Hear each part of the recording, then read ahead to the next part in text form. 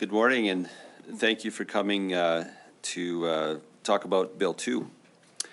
Later today, I will have the privilege of introducing Bill 2, the Gaming, Liquor, and Cannabis Amendment Act 2020.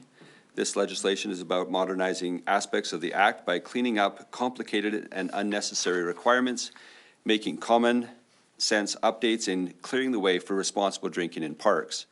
In total, Bill 2 proposes 5 amendments. Together, these changes are a conscious effort by our government to review, simplify, and modernize legislation across the board. They also reflect our commitment to cut red tape, remove roadblocks for businesses, and make life easier for Albertans. The first amendment I'd like to touch on is one that will likely impact the most Albertans directly. We're proposing lifting restrictions on public liquor consumption in parks. This would mean that park owners would allow public liquor consumption without food in designated picnic areas within their parks. This would apply to municipal parks as well as picnic areas in provincial parks and recreational areas. If passed, it will ultimately be up to the owners and operators of any given park to decide whether or not to allow liquor consumption in clearly marked areas. This amendment is about giving responsible adults the ability to enjoy a drink in our beautiful provincial parks and other parks, and eliminating the red tape that hampers municipalities and landowners from making decisions for their constituents and patrons. We're making it more efficient and less costly for municipalities to respond to liquor license applications in their regions. Under this proposed amendment, municipalities and Métis settlements are no longer required to hold a vote of their electorates when receiving the first application for liquor licenses in their jurisdictions. This is a very rare occurrence, but when it does happen, it is costly and time-consuming for these communities to hold a vote. Communities still may wish to hold a vote on an initial liquor license if they deem it's in their best interest, but it will no longer be required. This change will save municipalities and Métis settlements time and money while affording them more autonomy. Where it is possible, we are trying to provide as much local decision-making to our communities. It also reduces red tape for the province and AGLC by making it easier to grant liquor licenses. It's a win-win for all individuals involved. Another amendment included in this bill is the repealing of the prohibition area outlined in the Act that includes Cardston County and portions of the County of Warner. I have a deep understanding and respect for the towns in this region that choose to be dry communities. By repealing this section of the Act, we are not introducing liquor sales in this region. This is about creating clear legislation and giving communities direct control of their jurisdictions. We are making our legislation uniform across the province, reducing complexity and red tape. And by responding to any application for a liquor license that AGLC receives for the area. We are aligning how and when AGLC can impose conditions on licenses for each of its 3 core businesses and clarifying that liquor can be used as a raffle prize. We will continue this work in the months and weeks to come when we introduce updates to the gaming, liquor, and cannabis regulations. These changes will aim to unify aspects of our liquor laws into modern times and eliminate red tape, making life easier for Albertans. Thank you for the time that you've spent with me this morning, and I'll be glad to take any questions you have on Bill 2. Just a quick reminder before we start the Q&A, this information is embargoed until he drops legislation after QP, approximately 3:15 this afternoon. So just wanted to keep you in mind of that. Liquor consumption in parks. I mean, last summer we saw the Premier and Minister Nixon talk about how you can have a beer in a public park now. What's changing here specifically then? Well, in that was 14 provincial parks, so this is going to open up to all of the parks now. And, you know, this is the concept of getting out of the way of the fun of adults having a beer or some alcohol in parks.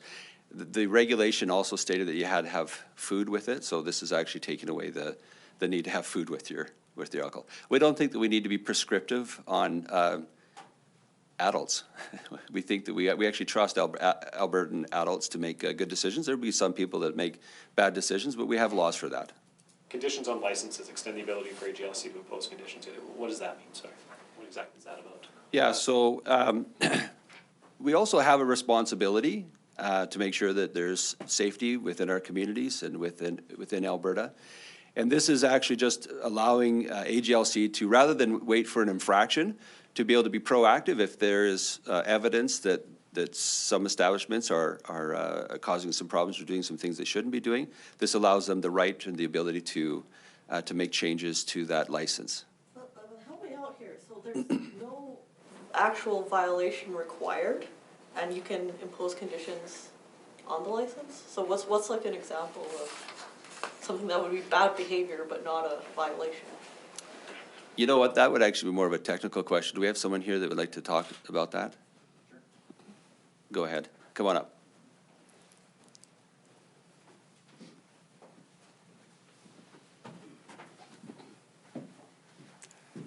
Dave Barry, AGLC. It's for situations where law enforcement has brought to our attention licensed premises that may have a high degree of incidents of violence, where there's been weapons brought into licensed premises where public safety is an issue. This would allow the AGLC in those situations where we think public safety is of imminent concern, that we could put a condition on a license to improve public safety where we haven't seen a violation specifically from the licensee. An example of such a condition could be a coat check or a bag check. It would make it very hard for somebody to bring a weapon into a licensed premise.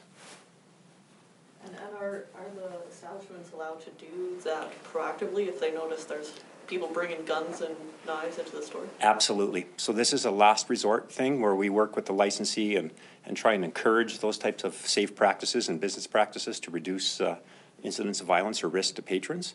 But where the licensee is unwilling to do such a thing, it will give us the ability to react accordingly for public safety interests. Has this been a problem in the past? Is this something that you're seeing often? Very rare. I mean, by and large, the compliance rate with liquor licensees and bars and restaurants in Alberta is exceptionally high. Business practices are safe, but there has been the odd occasion where these things have happened in the past, and we'd like to align these rules to be consistent across all business lines. For the liquor consumption in parks, I just want to make sure that it's still up to municipalities or the actual parks themselves to actually allow this to be happening? That's correct, yeah. So I know that whenever there's changes, you need to make sure that people know what is the right approach and what they're allowed to do and what they're not allowed to do. So there may be some parks that choose that this is something they don't want to have to deal with. They might have reasons for not allowing the consumption of alcohol in their park.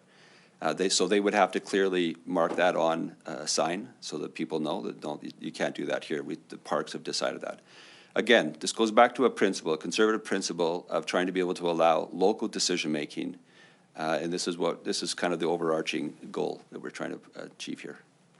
And then just like tomorrow or a week from now, people are wondering if they can drink in a park or not. Is there any worry that people may be getting ticketed now in parks just because they think they can drink, but municipalities haven't chosen to do so? Yeah, like I said, whenever there is a change to laws and regulations, people do question that. I encourage them to reach out to AGLC where they need to in order to be able to get the current information. Is there a date on when this comes into effect? Is it on Royal Assent, or did you have a date in mind? Royal Assent is when it would happen. So just to clarify, right now, except the provincial parks, it's a blanket no. That's but it's correct. going to be a blanket yes unless the municipality states otherwise and puts up signs. How is it going to work for the average Albertan? No, that's not true. It's not a blanket yes. It's look for the signage. The signage is going to tell you whether or not that park's going to allow it or not, and whether or not they have the capacity to make sure that they're safe, that Albertans are safe. And each park administrator is going to be able to make that decision. But they will be putting up signs to be able to determine that. So it'll be a sign either saying yes or no? Yes, that's correct. Okay. Yeah. Great, thank you very much. Unless anyone had any one last question. I got one final one. Yep. The Carson County and County of Warner, number 5, is this something that the counties have been asking for, or is this just being proactive in allowing? No, this is the process of being able to just standardize our regulations across Alberta. So. How old is that regulation? 53, 53? 53, I believe, yeah. Yeah. Great, thank you all very much.